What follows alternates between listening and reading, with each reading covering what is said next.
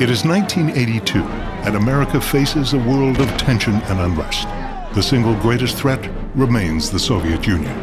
Here you had these old men, this decaying infrastructure, but still with the great weapons of war.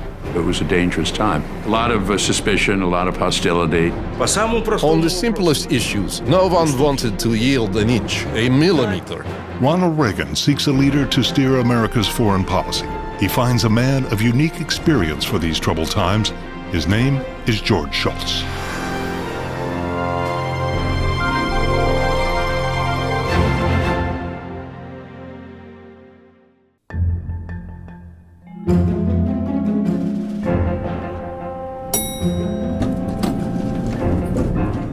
At a moment of rising global tensions, President Ronald Reagan has accepted the resignation of his Secretary of State, Alexander Haig.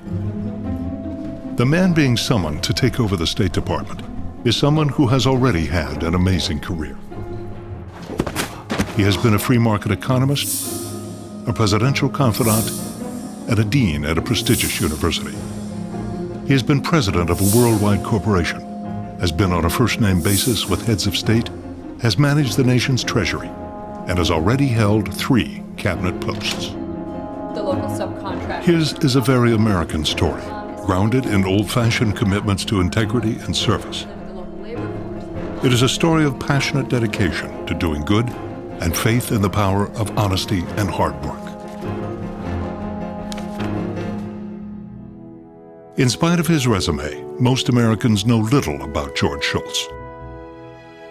But they soon will. As he flies at supersonic speed back to meet with Ronald Reagan, George Shultz knows what the job he's being offered will mean to privacy and time with family. But it is a call to service he cannot refuse. If a president asks you to do something and you feel you are reasonably competent to do it, then I feel as though you have a duty to serve. Most agree that Ronald Reagan has made a sound choice. I have written in my memoirs about George Shultz that if I could pick any man for any job in this country, I'd always start with George Shultz. He has enormous character. You don't find many people with his type of character.